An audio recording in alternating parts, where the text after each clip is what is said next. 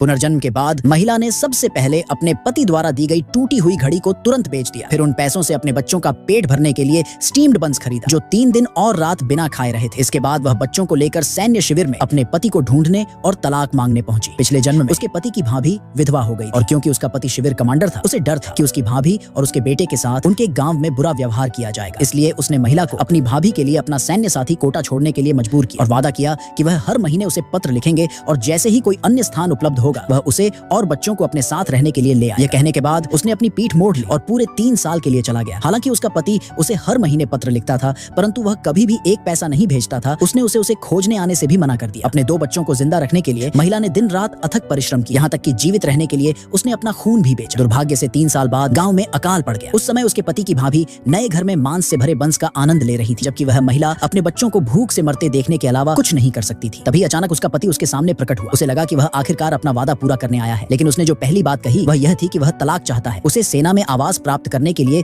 विवाह प्रमाण पत्र की आवश्यकता थी। उसने यह भी कहा कि उसकी भाभी ने वर्षों तक उसकी देखभाल की और वह एक वैध उपाधि की हकदार है। ये कहने के बाद वह बिना पीछे देखे अपनी भाभी को अपने साथ ले गया, बिना यह देखे कि उसके बच्चे मृत अवस्था में पड़े हैं। क्रोध और दुख से ग्रसित महिला जल्द ही अपने दिल में आक्रोश के साथ मर गई। लेकिन जब उसने फिर से अपनी आंखें खोली तो उसने खुद को उस दिन में पाया जब उसके बच्चे भूख से मर रहे थे। अपने पिछले जीवन के सभी दुर्भाग्य को याद करते हुए उसने कसम खाई कि इस बार वह अपने बच्चों की रक्षा करेगी। बिना किसी हिचकिचाहट के उसने एक बार फिर अपने पति द्वारा दी गई टूटी हुई घड़ी को बेच दिया और अपने बच्चों को बचाने के लिए पैसे से बंस खरीदे। अगली सुबह भोर में वह बच्चों को सीधे सैन्य शिविर में ले गए। वहां उसने पाया कि शिविर उसके गांव से केवल कुछ दर्जन किलोमीटर दूर था, लेकिन 3 साल में उसका पति अपने बच्चों को देखने के लिए एक बार भी वापस नहीं आया था।